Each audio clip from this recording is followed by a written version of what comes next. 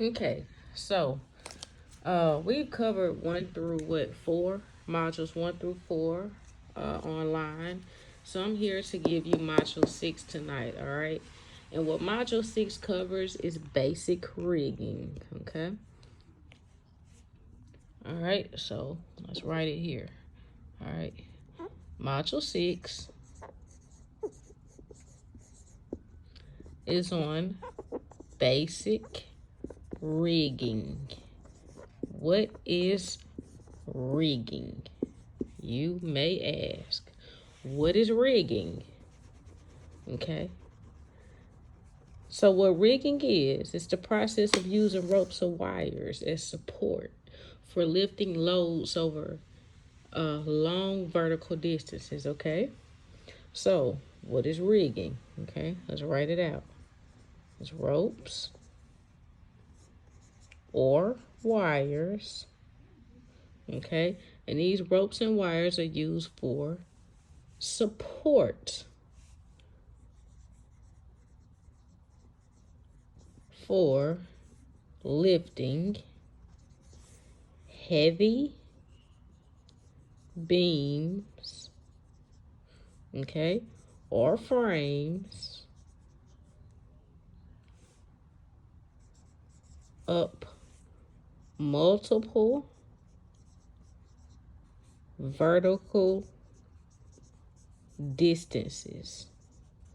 So, for example, if I have a load and it's 12 feet, okay, this is my load, all right, let's get rid of this arrow here.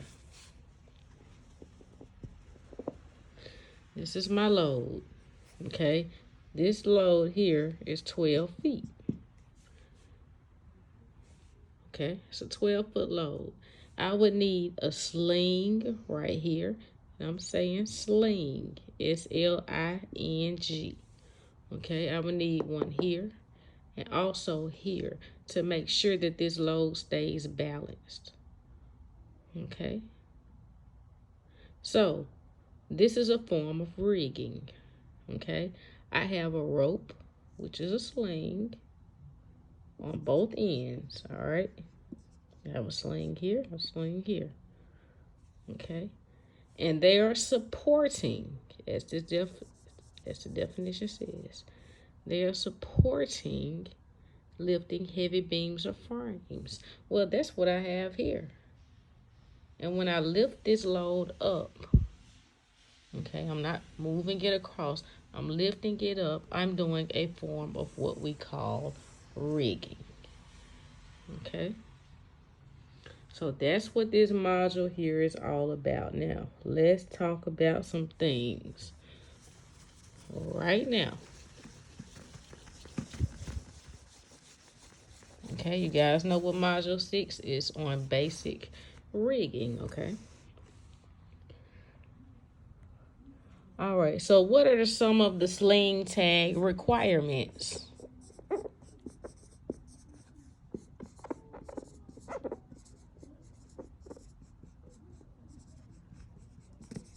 All right, what are some of the sling tag requirements? Let's go over some of them, okay? They come with the number 1, a manufacturer's name, okay? Name. All right, that's what I wrote.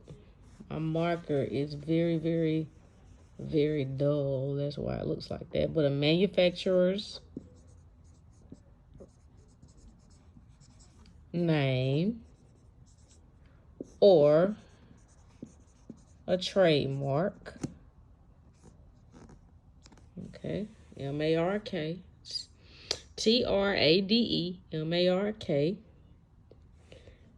It also comes with a rated capacity. Okay. Based on the sling that you decide to use.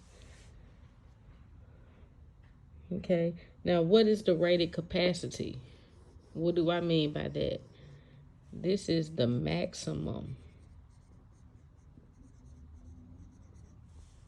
weight Okay, and I'll put WLL. What does WLL stand for? Working load limits. Okay, so this is the maximum weight that the sling can carry. Okay, this is its maximum capacity. Okay, if I had a glass here, okay, and I said that the rated capacity for this glass is 8 ounces. All right, so that's the maximum amount of water or orange juice or whatever it is I choose to put in this glass. That's the rated capacity that I just told you, the rated capacity for this glass. This is the maximum amount of the whatever liquid I put in here that this glass can hold. So going back to this sling, going back to the sling tag requirements, the rated capacity is very important because it tells what amount of weight that sling can hold. Okay, what it can carry. Okay, if it is too heavy, okay, if a sling is too heavy, just based off common sense here, if a sling is too heavy, then we will have ourselves a disaster or catastrophe, okay, waiting to happen. And the rated capacity is always on the item itself. Okay, so if the sling has a rated capacity of whatever, it will be written on that sling. Okay, so let's go on to talk about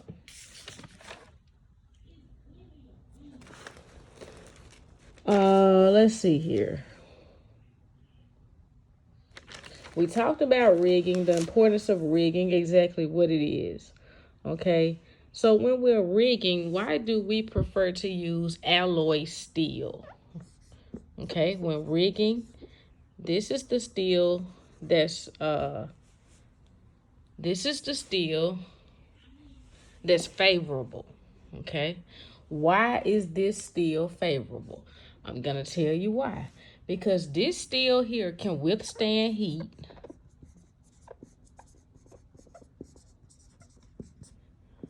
up to not 22, 500 degrees Fahrenheit. Okay, and at 500 degrees Fahrenheit, it will still have little loss in rated capacity. So this is why alloy steel is favorable. Okay, and also just note that not only can it withstand those high temperatures, but it does not oxidize.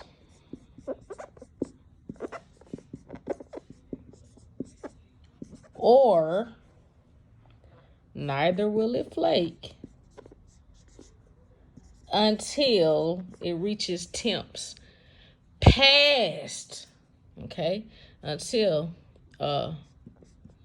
it reaches temps past 2200 degrees Fahrenheit. That's why alloy. Okay, and then even still at 2200 degrees Fahrenheit, it'll have little contamination. Okay, little contamination, meaning that it can withstand rust, it can withstand water, it can withstand some of the weathery conditions, those harsh conditions. And it also withstands a lot of heat when thermal processing or being exposed to thermal processing. Okay, so that's why alloy. Now, let's talk about a competent person. What does it mean to be competent? Well, let's go back to what we've learned so far. Anytime we've looked at a JSA, which was in module job safety analysis is in module 1. Okay, the basic safety module. This person here, a competent person, had to be the person to analyze a JSA. A JSA is a job safety analysis, which we talked about. And a competent person, and the reason I'm relating it to a job safety analysis is because when you analyze a specific job you analyze it step for step how to do this specific job.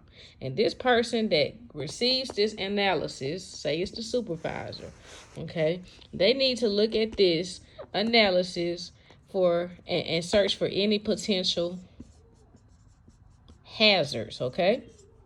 Any kind of dangers, anything that's dangerous to you as the person that's doing the job. Okay, so they go back and they analyze these step-by-step jobs for any hazards. Well, this person has to be a competent person. Well, what is a competent person? It's somebody that can go in and look for any hazards, look for anything that's potentially dangerous to you. So that's why I tied in a JSA, being that we've already gone over competent person and what that is. Let's bring it back up again, okay? Because again, this is core, it can be used all across the field, all right? So you want to make sure that you know that a competent person, that's that person that looks and analyzes anything you do on a job site for any kind of potential hazards. All right. That is the competent person. Okay.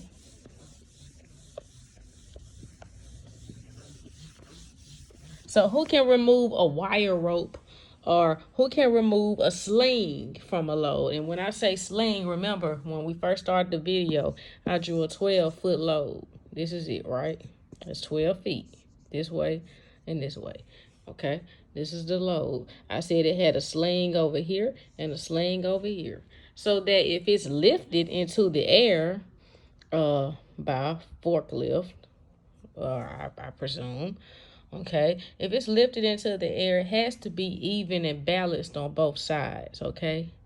So, number one, we have to have the correct rated capacity for each sling. Make sure that those slings are able to carry and balance this load here that we have that's 12 feet long, and who knows how heavy it is, okay? And also, we need to know that if we do not have the correct slings that have a high enough rated capacity, that these slings must be removed from service. Who can remove those slings? Well, the same person that placed those slings into service, the same person that inspects them. What kind of person? A competent person. And what is a competent person again? Somebody that looks for any potential hazards or dangers on a job site.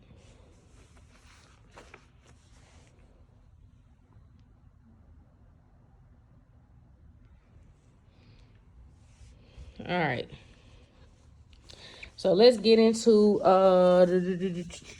what's the next one? Some of the rigging hardware. What are some of the things that we use when we rig? Let's talk about that. Rigging hardware. All right, what are some of the things that we use when we rig? One of the things that we use that we need to talk about is shackles. Okay? What are shackles for? Shackles are for overhead lifting. Well, what is overhead lifting? Any kind of load that's gonna be lifted over your head or someone else's head. Okay? It's also made from forged steel. Why forged steel? Because forged steel cannot be easily bent or broken. Okay? And you have two classes of shackles. These are the two classes. Number one, you have anchor shackles and you have chain shackles. Okay?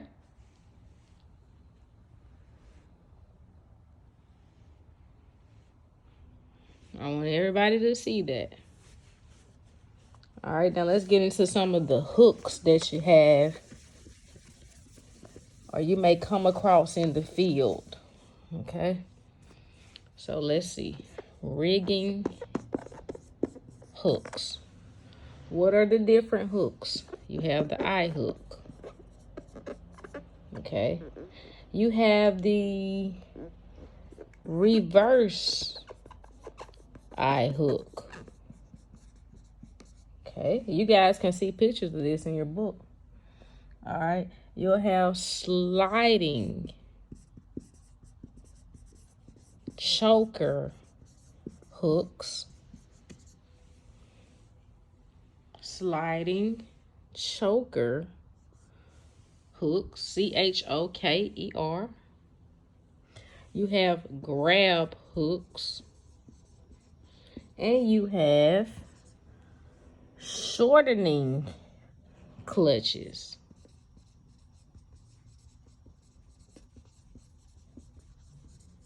I want you guys to go over all of these in your book, okay?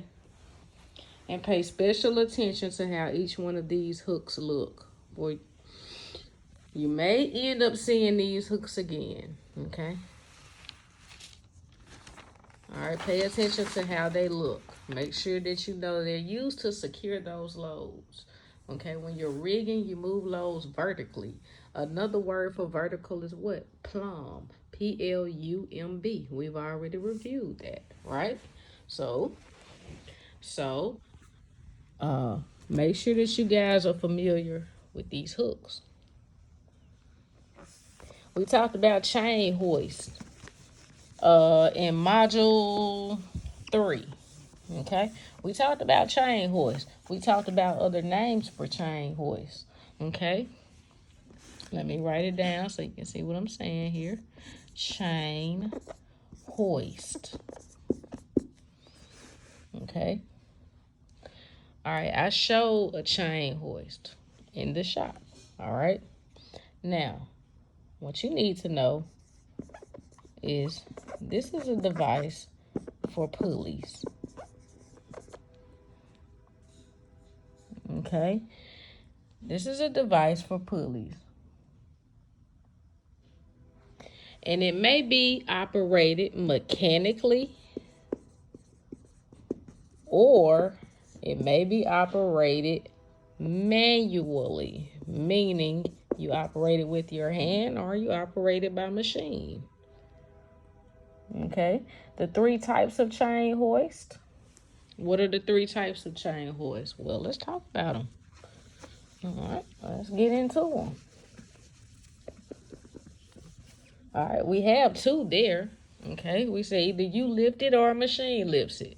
So, it will be manual, electric, or pneumatic. Okay, you have no energy source, you have an energy source, then you have an energy source and you can take that tool off of its energy source. Okay, those are the difference between the 3. Okay, you do it. Okay, or you have an energy source, electric, or you leave it plugged up just like your cell phone. You leave it plugged up for a amount of time. You let that tool charge and then you take it off of its energy source and you go use it. Those are the difference between the 3 types of chain hoist.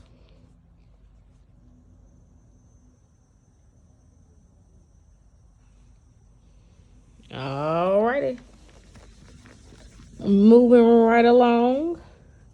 All right, again, my email is warnerc and the number 2 at mybrcc.edu if you need to contact me. All right, so Make sure you know what a grab hook looks like.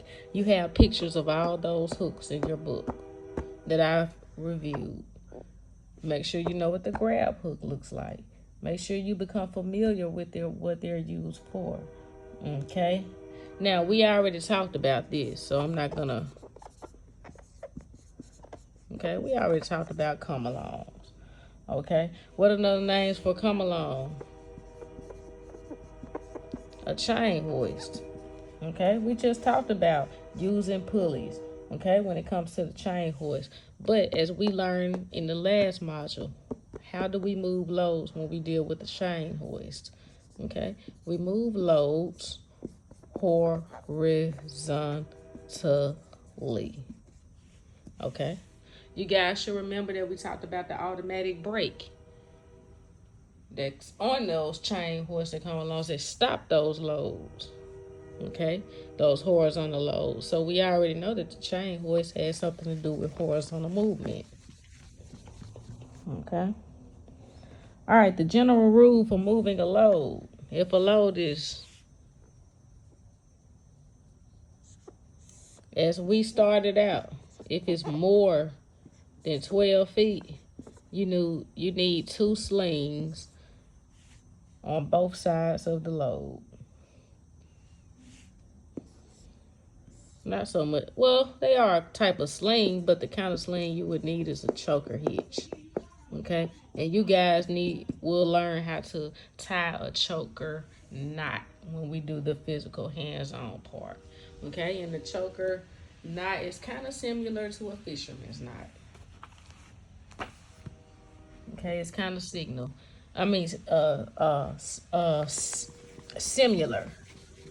All right, the emergency stop signal. Who can give the emergency stop signal? The emergency stop signal is what I'm saying. Who can give the emergency stop signal? Anyone in sight of the crane operator. Okay. Who can give it? Anybody in sight of the crane operator. How do you give the emergency stop signal? You extend your arms in and out. Okay. And you extend the palms of your hands into your chest and out. Okay, and you do it for both arms. All right, and we'll go over that. You guys have to do it anyway for profile performance. All right, so that concludes the basic rigging module. Again, if you have any questions, contact me. I am at your fingertips here on YouTube. All right. You guys study hard, work hard, learn, burn, and earn. Let me say it again. All right. Learn, burn, and then you will earn. All right.